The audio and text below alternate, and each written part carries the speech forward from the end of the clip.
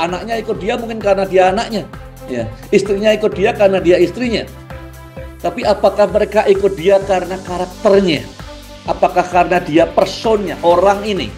Ada sesuatu yang membanggakan sehingga aku mau ikut dia. Tidak usah dibayar, tidak usah dapat imbalan, mau ikut dia.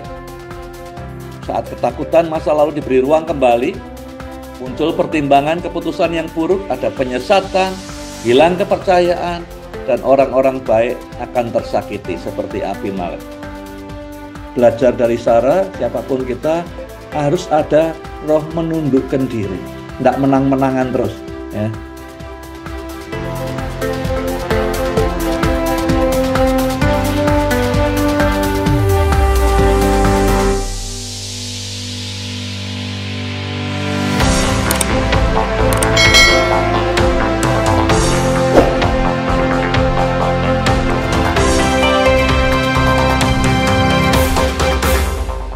Di sini ada perubahan nama gitu ya, dari Sarai yang artinya adalah princess.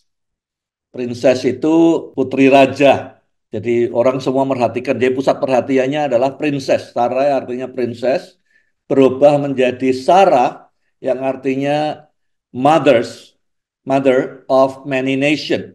Ibu dari banyak bangsa. Dari princess yang adalah menjadi pusat perhatiannya ke dalam, menjadi seorang ibu yang memperhatikan banyak orang lain. Anak-anaknya menjadi perhatiannya dia. Jadi ada transformasi dalam kehidupan Sarah dari yang berpusat ke dirinya sendiri. Ini tentu dari Tuhan yang setting. Dari Sarah yang menjadi Sarah. Dari princess yang minta perhatian orang, menjadi orang yang diutamakan, menjadi mother untuk banyak bangsa. Seorang ibu yang mengasuh, merawat, nurturing anak-anaknya. Nah, topik pertama yang saya mau bahas, yang saya pelajari dari dua pasal ini, saya kasih judul 4 tanda dari kepemimpinan yang gagal. 4 signs, tanda dari kepemimpinan yang gagal. Belajar dari hidupnya Lot yang tadi saya katakan, keputusan keliru, disusul keputusan keliru, disusul keputusan keliru, karena value-nya, carinya cuman bagaimana tambah lagi untungnya, tambah lagi untungnya, tidak ada puasnya. Never enough. Ya. Tidak ada boundaries kepada nafsunya dia. Walaupun dia sudah lama tinggal bersama Abraham dan lihat hidupnya Abraham. Yang nomor 1, kita bisa lihat di dalam kehidupan banyak orang, ya, pemimpin yang fail leadership, pemimpin yang gagal. Tanda pertama, tidak ada followersnya. Tidak ada orang yang mengikutinya, artinya mau meneladaninya dengan tulus hati. Ayatnya di pasal 19 ayat 14, keluarlah Lot lalu berbicara dengan kedua bakal menantunya. Jadi seluruh kota besar kecil disebutkan, semua besar kecil, tua muda datang ke rumahnya Lot untuk menghabisi 2 malaikat ini. Dia sudah berusaha membujuk semuanya, tidak bisa, akhirnya tinggal 2 orang menantunya ini yang dia deketi, yang akan mengawini kedua anak perempuannya. Katanya, bangunlah, keluarlah dari tempat ini, sebab Tuhan akan memusnahkan kota ini. Tapi ia dipandang oleh kedua bakal menantunya. Ini orang di kota yang paling dekat sama dia pun sebagai orang yang berolok-olok saja. Dia tadi sudah lama tinggalnya di dekat kota Sodom, masuk kota Sodom, dipilih jadi mungkin tua-tua wali kotanya Sodom, tapi tidak ada seorang pun yang ingin meneladani dia, mau dengarkan dia, ingin mengikuti dia. Ya, banyak pemimpin diikuti karena jabatannya. Banyak pemimpin diikuti karena uangnya. Jadi saya ikut si A karena dia yang bayar saya, dia gaji saya. saya ikut si B ya karena posisinya dia dan segala macam. Tapi pemimpin disebut pemimpin karena ada pengikutnya, ada followersnya, bukan orang sekedar yang diperintah-perintah, tapi orang yang ingin jadi seperti dia. Paling tidak sebagian dari dia itu pengen di copy oleh orang yang ikut dia. Jadi kita ngukur diri kita, kita lihat salah satu pemimpin yang gagal, tandanya adalah ada ndak orang yang ingin, mungkin ndak semuanya, tapi sebagian ada yang bagus dari si A, saya ingin jadi seperti itu. Ya, dalam hal generosity saya ingin seperti si A ini, pemimpin saya ini. Atau dalam hal kehidupan doanya saya seperti ingin, mungkin ndak semuanya, syukur kalau semuanya seperti Tuhan Yesus. Tapi paling ndak, adakah orang yang ikut saya ingin jadi seperti saya, mungkin sebagian ya kecil atau ada satu dua hal, ada nggak? Lot nggak ada, seluruh kota besar kecil anaknya ikut dia mungkin karena dia anaknya, ya istrinya ikut dia karena dia istrinya. Tapi apakah mereka ikut dia karena karakternya? Apakah karena dia personnya, orang ini ada sesuatu yang membanggakan sehingga aku mau ikut dia, nggak usah dibayar, nggak usah dapat imbalan, mau ikut dia. Jadi pemimpin yang gagal, failed leaders, tanda pertama tidak ada followersnya. Yang kedua, saya lihat di pasal 19 ayat 9, tetapi mereka berkata, ya, mereka dinasehati malah berkata, enyah, pemimpinnya disuruh enyah. Ya. Sekarang kami akan menganiaya engkau lebih daripada kedua orang itu. No respect. Jadi kadang-kadang orang respect pemimpin karena kedudukannya sebagai direktur, karena dia kaya, karena dia punya gelar banyak, karena dia populer, ya. Tapi apakah betul-betul respect orang itu sendiri, pemimpin itu sendiri, ya? Apakah ada hormat? Orang sering bilang respect itu harus di-earn, harus diperoleh, tidak bisa gratis begitu saja, tidak ada. Ya. Dan kadang-kadang earn-nya itu, mendapatkan respect itu butuh bertahun-tahun. Orang-orang yang tidak punya jiwa kepemimpinan selalu pengen dihormati orang lain. Ya, minta demand. Ya, kenapa kamu tidak menghormati saya? Kenapa kamu tidak respect saya? Itu bukan pemimpin. Karena leaders itu always command respect, bukan demand respect. Ya, pemimpin yang bukan pemimpin, yang cuman jabatannya, cuman karena ke, dia keturunannya siapa, dia demand, minta orang menghormati dia, segan pada dia, ditakut-takuti, diancam semua supaya eh, tanda kutip hormat sama dia, padahal bukan respect. Ya. Pemimpin yang sejati, oleh karena karakternya sebagai pemimpin, dia command respect. Orang mau tidak mau, mungkin tidak setuju dengan pemimpin ini pendapatnya, tapi tetap respect. Ya, tidak semua kita bisa setuju dengan semua orang. Ada orang-orang yang mungkin pendapatnya beda dengan saya, tapi saya respect karena karakternya. Jadi leaders always command respect, tidak pernah demand respect. Kalau ada pemimpin yang demand dihormati orang-orang yang dia pimpin, that's not a leader. Dan respect itu earn. Nggak bisa didemand, nggak bisa diminta, nggak bisa karena kedudukan, tapi hidup kita, karakter kita, ya, kepemimpinan kita, mau nggak mau. Bisa aja orang nggak setuju, tapi I respect him, honor him, ya, disegani. Lot nggak ada lagi orang respect sama dia. Anaknya mungkin ya nurut, nurut, nurut, tapi is that respect? Atau karena memang dia anaknya dilahirkan oleh istrinya. Yang ketiga, di pasal 19 ayat 15, pada waktu fajar, malaikat malaikat itu mendesak Lot. Katanya, bangun, bawa istri dan kedua anak perempuanmu yang ada di sini, atau kamu akan dibinasakan dalam penghukuman kota ini. Jadi pada akhirnya, nunggu sampai pagi, saya rasa juga mereka berusaha, ya, calon mantunya berusaha untuk eh, bisa menolong sebanyak mungkin orang, barangkali dugaan saya, ya, cuman nggak ada pengaruhnya lagi. John Maxwell berkata leadership is about influence. Jadi Lot yang adalah pemimpin, mungkin wali kota, mungkin penatua kota itu tidak ada pengaruhnya sama sekali. Sekian lama dia tinggal di kota itu tidak ada pengaruhnya sama sekali.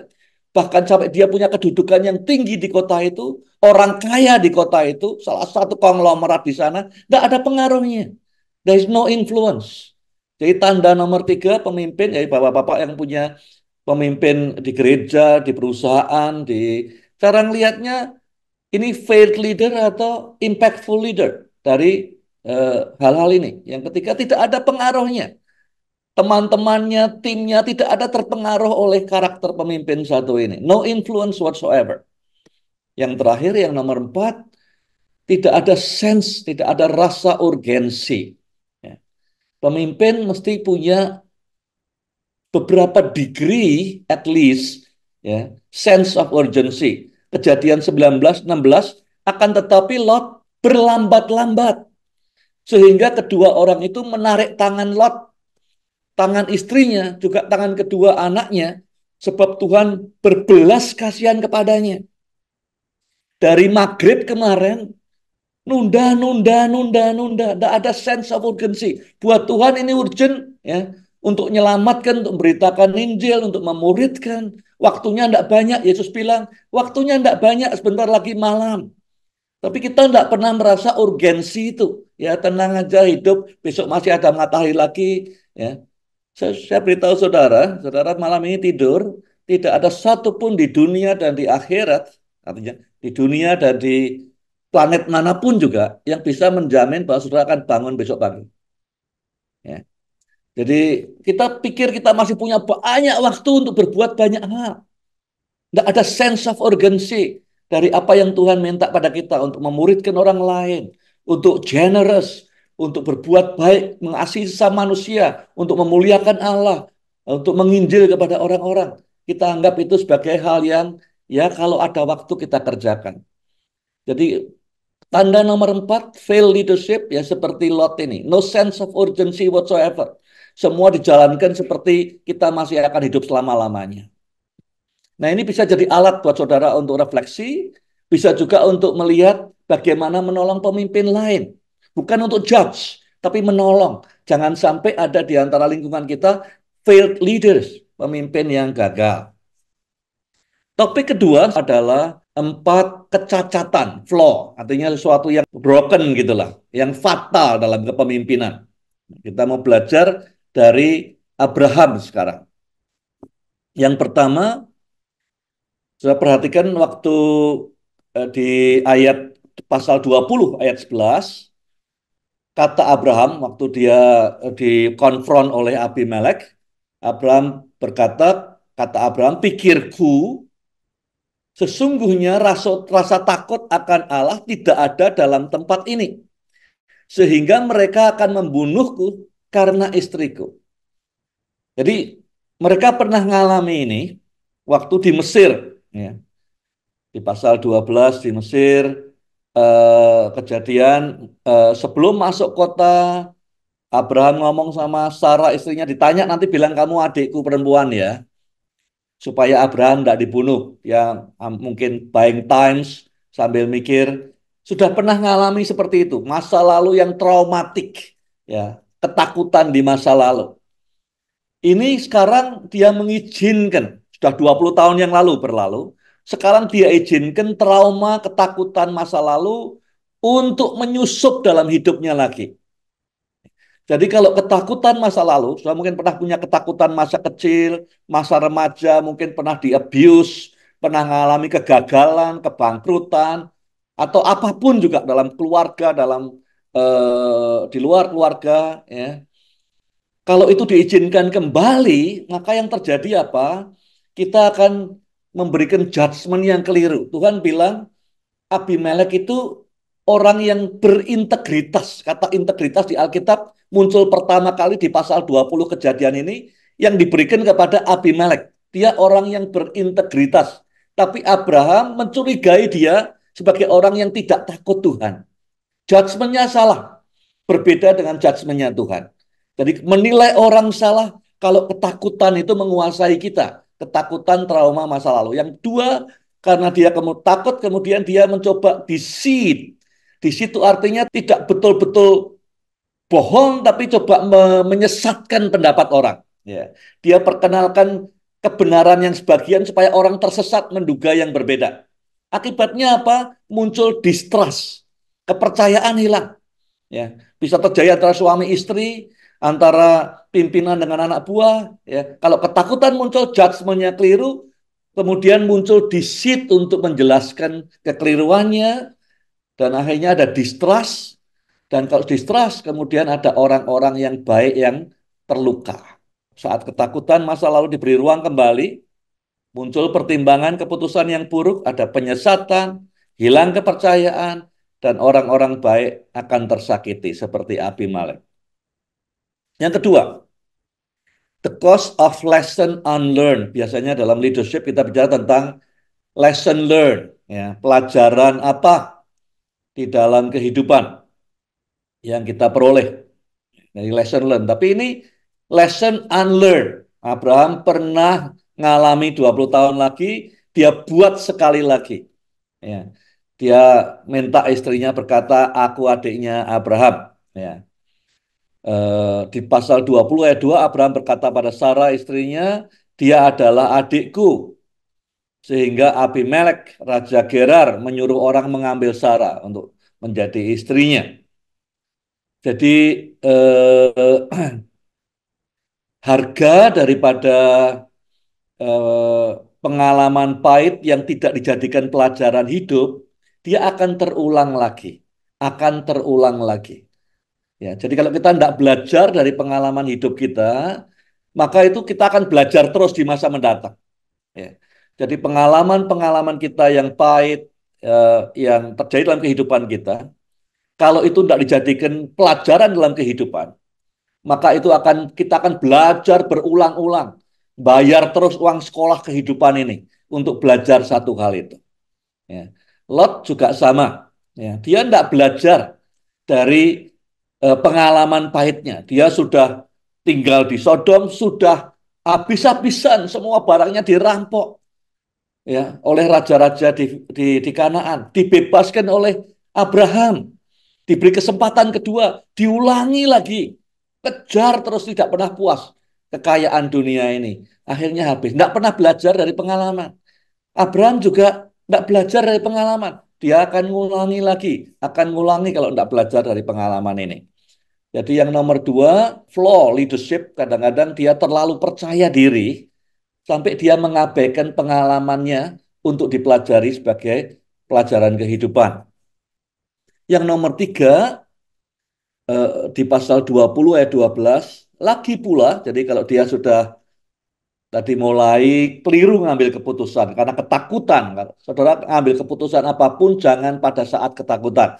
Ya, sebisanya dalam keadaan yang baik, wisdom ilahi ada, ya. Tapi ini ketakutan masa lalu, jadilah terus dia buat salah. Kalau dia sudah buat salah, dia coba membenarkan dirinya sendiri. Terus dia bilang, lagi pula dia memang adikku, dia anak ayahku, tapi bukan anak ibuku. Dan dia menjadi istriku. Jadi secara legal aku tidak salah loh.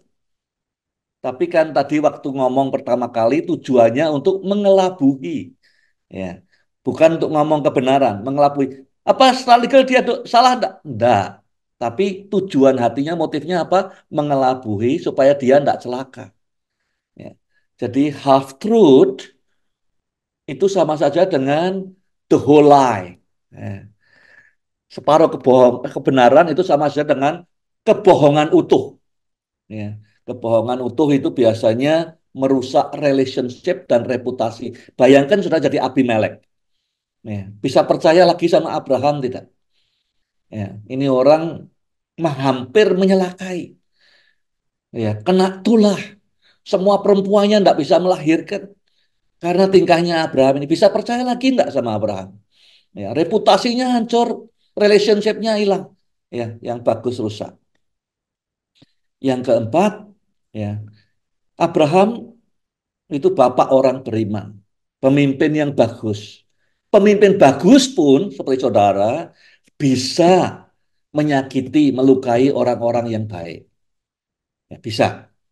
Ya, jadi kalau kita undermine, kita meremehkan integritas, mulai menyampaikan half truth, ya, kebenaran yang separuh, mencoba membenarkan diri sendiri. Akibatnya apa? Orang-orang baik bisa terluka. Nah, di pasal 20 ayat 7, jadi sekarang Tuhan bilang kepada Abimelek, kembalikan istri orang itu. Sebab dia seorang nabi. Ia akan berdoa untuk engkau, maka engkau akan tetap hidup. Jadi Tuhan tidak nyuruh Abraham khotbah ke Abimelek. Nggak akan didengar sama Abimelek kalau Abraham khotbah. Ini orang yang ngelabui dia. Ya. Dia tidak minta Abraham untuk menginjili Abimelek. Ya. Atau untuk ngomong apalah, jadi penasehat. Tidak. Walaupun dia seorang nabi. Tapi yang dimintakan kamu minta supaya Abraham berdoa. Berdoa. Ya. Berdoa tetap bisa. Berdoa supaya ada restorasi relationship, supaya Tuhan memberkati. Powerful sekali. Berkati orang yang tidak suka pada saudara. Yang benci, yang sudah sakiti. Itu powerful sekali. Itu yang Tuhan mau kerjakan melalui Abraham. Pertanyaan untuk refleksi. Sama seperti Abraham, seorang pemimpin yang baik seperti saudara pun bisa, saya pun, ya, pemimpin itu bebannya beratnya begini. Kita ngambil keputusan, kadang most likely, hampir setiap saat, hampir ya, intensinya baik. Ya, kadang-kadang bisa nyusup saja. Juga ada beberapa self-centerednya masuk, egonya masuk. Tapi pada umumnya kita ingin yang terbaik alasannya. Ya. Tapi kadang-kadang keputusan kita keliru dan orang-orang sekitar kita tersakiti, terluka. Bisa terjadi dalam hidup saya beberapa kali. Orang-orang terluka karena keputusan saya. Ya, jadi orang pemimpin yang baik seperti saudara pun, seperti Abraham, bisa menyakiti hati orang baik. Ya. Kalau nyakiti orang salah itu umum, tapi orang-orang baik bisa tersakiti, terluka oleh karena keputusan kita, oleh karena tindakan kita seperti Abraham tadi. Ya. Berdoalah, minta Tuhan saat ini untuk mengingatkan satu nama orang yang pernah terluka oleh karena saudara, tersakiti oleh karena saudara di masa lalu. Entah itu persoalan sudah selesai atau belum, ya. Kemudian bagikan apa yang terjadi, Kak Saudara boleh ya kepada orang lain. Saya pernah ngambil keputusan begini dan si A, si B ini marah, terluka karena keputusan saya. Saya udah coba mungkin untuk minta maaf, tapi ya masih ada ganjelan dan segala macam. Ini contohnya saja. Ya. Eh, bagikan apa yang terjadi tanpa harus membela diri seperti Abraham. Abraham tadi bela diri, tapi kan dia tetap bener adikku gitu. Ya. Nah, nggak usah bela diri, nggak usah defensif. Kita cerita supaya orang lain bisa belajar dan tidak perlu berbuat kesalahan yang sama di kemudian hari. Karena saudara sudah mengalami dan berbagi. Ambil waktu masing-masing mendoakan orang yang mungkin pernah terluka atau tersakiti. Intention saudara mungkin baik, ya, atau tidak baik, saya tidak tahu. Tetapi ada orang yang mungkin terluka, tersakiti. This is the moment, ya. Mendoakan orang itu mungkin sudah beres, mungkin belum. Ya. Seperti Abimelek minta supaya Abraham mendoakan dia. Jadi kita doakan orang yang mungkin terluka, tersakiti karena hidup kita.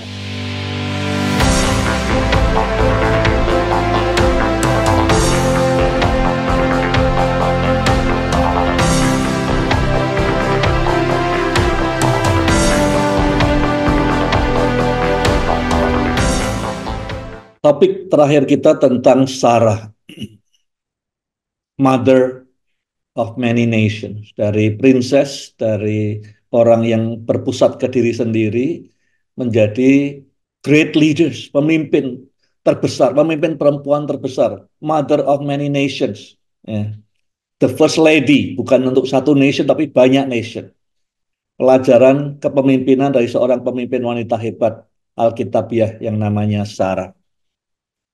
What can we learn from her? Apa yang kita bisa pelajari? Ya. Selama ini yang disebut Abraham terus, Abraham, Abraham, Abraham. Ya. Cuman Sarah ini dihormati betul di dalam kitab-kitab tafsir Yahudi. Dia dihormati, cantik luar dan dalam. Bayangkan, saudara. Ini umur sudah mendekati 90 tahun, Abimelek masih ingin memperistri dia. Ya, enggak, daya tarik yang tentu tidak ada bedah plastik waktu itu, ya. Tapi ada daya tarik yang luar biasa dari perempuan ini yang membuat orang respect pada dia. Ya. Waktu Sarah meninggal itu hidupnya Abraham sudah langsung jadi sulit kemudian setelah itu. Ya. Ishak pun jadi sulit untuk pulih dari peristiwa kematiannya Sarah yang kita pelajari nanti di pasal-pasal kemudian. Yang pertama yang belajar dari Sarah adalah dia seorang yang submissive leader, pemimpin yang tahu menundukkan diri. Kejadian 20 ayat 13. Ini pengakuannya Abraham. Ketika Allah menyuruhku mengembara keluar dari rumah ayahku, aku berkata kepada istriku, tunjukkanlah kasihmu kepadaku dengan melakukan hal ini. Di setiap tempat yang kita tuju, katakanlah tentang aku, dia adalah kakakku. Jadi ini istrinya, ya. Dia bangga jadi istrinya Abraham, tapi dia suruh ngaku adiknya Abraham, kemanapun perginya. Ya. Jadi the yes factor. Jadi dia lihat Abraham sebagai nabi Tuhan, sebagai perwakilan Allah, dia yes, dia submit kepada, bahkan di dalam 1 Petrus pasal 3 dikatakan, contohlah si Sarah ini yang tunduk pada suaminya, manggil suaminya Lord, Tuan, ya, submisif, pemimpin yang hebat, pemimpin yang tahu menundukkan diri. Ya. Nah, kita tidak belajar ini di banyak kalangan gereja, tidak setuju sedikit, ya buka gereja baru, tidak setuju dikit, buka kelompok baru, kurang belajar dari Sarah, the yes factor. Halnya tidak enak, ya, yang disuruh kan oleh ini kalau dijadikan apa naskah janji nikah, masukkan di situ, ya Abraham bilang, kak manapun kamu pergi nanti harus bilang kamu adikku. Wah, sakit sekali, tapi yes, faktornya itu ada, submisifnya itu ada. Jadi yang pertama, belajar dari Sarah, siapapun kita harus ada roh menundukkan diri, tidak menang-menangan terus. Ya. Yang kedua, dia seorang pemimpin yang tidak mementingkan diri sendiri, unselfish, rela berkorban. Di Kejadian 16 ayat 3 kita mundur sedikit. Lalu Sarai istri Abraham mengambil Hagar, hambanya orang Mesir itu, dan memberikannya kepada Abraham suaminya menjadi istri baginya. Banyak khotbahnya nyalahkan Sarah. Gara-gara nasihatnya Sarah, ya kita sampai hari ini menderita dan segala macam. Sarah tentu tidak ingin berbagi suaminya kepada orang lain, apalagi pada hamba perempuannya. Tapi dia tahu bahwa Abraham ini kepingin punya anak karena dia pegang janjinya Tuhan. Dia rela berkorban. Saya tidak ngerti perasaan seorang seorang istri, seorang wanita, tapi jelas sakit sekali yang dia buat ini. Ya. Unselfish luar biasa. Kalau menurut saya saya tidak peduli, pokoknya enggak. Gitu. Kan harusnya gitu. Ya. Tapi dia demi Tuhan, demi Abraham, dia relakan being unselfish, ya sudah sakit, dan kemudian dia memang juga kemudian diolok-olok oleh Hagar dan segalanya seperti yang di kejadian lebih daripada yang dia pikirkan, dan sampai hari ini banyak disalahkan orang, ya, nasihatnya yang bikin masalah, dia yang keliru, dia menyebabkan Abraham ini dan gitu. Sesungguhnya kalau sudah di posisinya Sarah, ini perempuan luar biasa, dia dapat apa sesungguhnya? Dia berkorban, ya, jadi istri, jadi ibu. Mana ada yang mau rela dibagikan suaminya kepada orang lain? Jadi sangat unselfish. Kita pun ya tidak sebanding sama Sarah. Ya kita mungkin yang sudah memimpin berapa banyak orang pun, berapa lama pun, Sarah ini menunjukkan kepemimpinan yang walaupun tidak disebut namanya, tidak disanjung-sanjung di Alkitab depan apa, tapi dia luar biasa, unselfish leader. Nomor tiga, menurut saya dia seorang yang courageous. Ya. Di dalam Ibrani, bahkan dikatakan di Ibrani 11, ayat yang ke-11 juga dikatakan bahwa dia ini beriman, keberaniannya, imannya luar biasa, courageous. Jadi pemimpin yang sangat berani. Dua kali dia pertaruhkan martabatnya untuk menyelamatkan suaminya, nyawa suaminya. Di Kejadian 20 ayat 2, Abraham berkata tentang Sarah, istrinya. Dia adalah adikku, sehingga Abimelek Raja Gerar menyuruh orang untuk mengambil dia. Tuhan yang turun tangan dua kali, tapi dia courageous, berani. Ya, ngambil resiko martabatnya hancur demi menyelamatkan orang yang dia kasihi, suaminya sendiri, si Abraham. Bapak orang beriman, orang besar ini, ya, utang sama istrinya. Dua kali Sarah pertaruhkan martabatnya. Yang terakhir ini pemimpin yang mengalami Tuhan. Nah, bayangkan di dua peristiwa ini. Ya.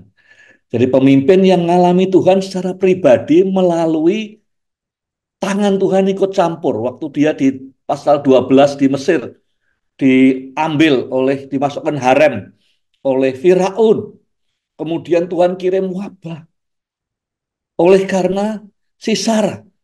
Ya. Dan juga kemudian muncul lagi waktu dia diambil oleh Abimelek. Belum disentuh, masih disimpan di haremnya, ya.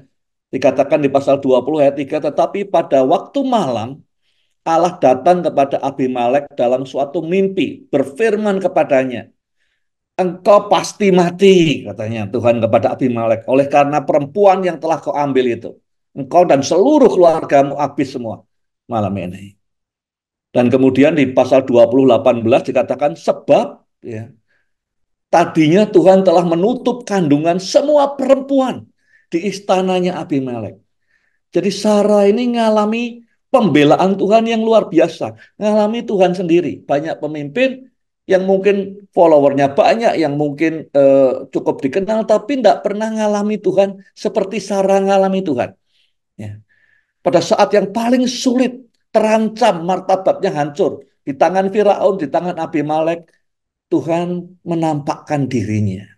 Bayangin, seluruh istananya Firaun kena wabah semua karena perempuan ini. Tuhan bela dia. Itu nggak ada yang lebih hebat lagi kalau sudah tahu ngalami seperti Sarah dibela Tuhan. Istananya Abimelek, semua perempuan dibuat mandul semua karena perempuan ini. Pembelaan Tuhan luar biasa. Saya berdoa semua kita, pria wanita, bisa ngalami apa yang dialami oleh Sarah. Yang dialami bukan hal enak loh, bukan berkat ini. Terancam martabatnya. Tapi lewat itu dia ngalami Tuhan, pembelaannya Tuhan itu luar biasa. Ini 4 hal kita belajar dari perempuan hebat ini. Ya, saya harap makin banyak pemimpin-pemimpin hebat seperti Sarah di zaman kita sekarang ini. Howard Hendricks, ya, berkata, pengalaman itu bukan guru yang terbaik, hanya pengalaman yang dievaluasi akan menjadi guru yang terbaik. Kita ngalami sesuatu, kalau tidak kita pelajari, kita akan ngulangi lagi, kita akan ngulangi terus. Kita nyakiti orang, tidak belajar, kita akan nyakiti lagi, kita akan nyakiti lagi. Nah, kelompok Bible Study ini adalah tempat di mana kita evaluasi, ya, kita belajar, kita tidak ngulangi kesalahan kita bersyukur untuk Abraham, untuk Sarah, yang menolong kita menjadi pemimpin yang lebih baik.